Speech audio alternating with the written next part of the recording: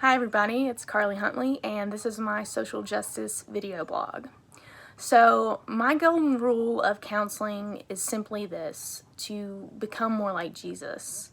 And that may sound like an overly spiritual, just cop-out answer, but hear me out.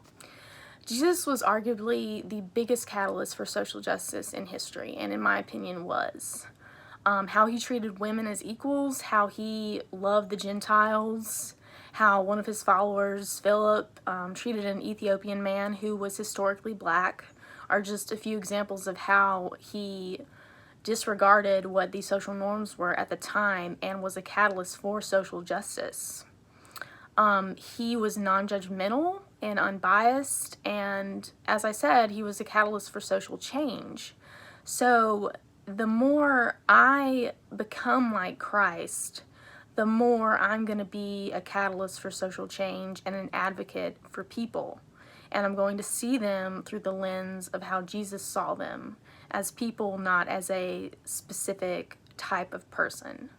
I can just see, if Jesus were walking the earth these days, him embracing a member of the LGBTQ community.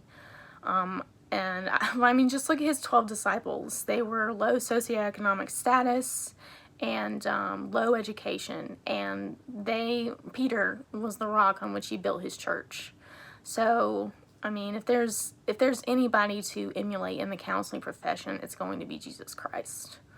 So that is my golden rule of counseling, is just to become more like Jesus, because he saw people as a unique individual and he accepted them as such. And I think that that's going to be a big thing going forward. As far as self-care, I'm going to do my best to self-reflect often and stay informed. There are a lot of things that I don't know about. There are a lot of communities that I haven't participated in. And that's another thing, is I would like to get involved in more communities that I haven't been participating in. I am human and I have snap judgments and I have personal biases because like I said, I'm just human, but I think staying informed and a lot of self-reflection, really looking at where those are coming from and how I can work to change those, is going to be a big deal for me, self-care wise, and just getting some of that self-care achieved. The verse I picked to support social justice has been one of my favorite verses for a while. It's in the Psalms. It is Psalm 82:3. Defend the weak and the fatherless, uphold the cause of the poor and the oppressed. I've always liked this verse, and especially pertaining to this assignment. Defend, I've always wanted to defend the weak and the fatherless. Uphold the cause of the poor and the oppressed. Oppressed is a huge word for me because that encompasses a lot of people in our society: race, gender, socioeconomic status.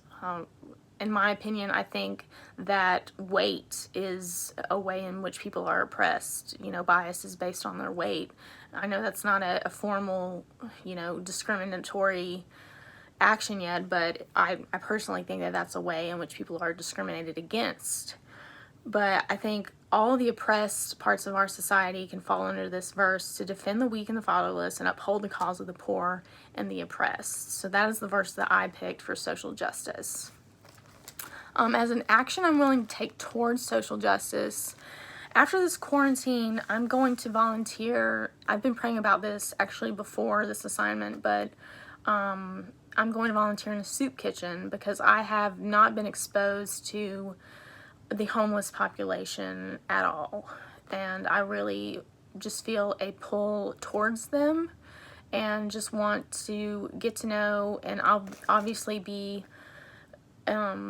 exposed to different races, different genders, and different just walks of life in that facet. And hopefully I can give, some sort of back to the community and hope, and just see where that goes from there.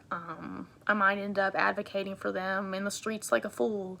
I don't know. I'm just seeing where the Lord leads me in that.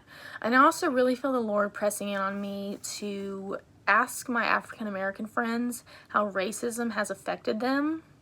This is a conversation that's been long coming in my friendships, and has never really gotten brought up because I'm obviously white, and I fall under the white privilege that I have.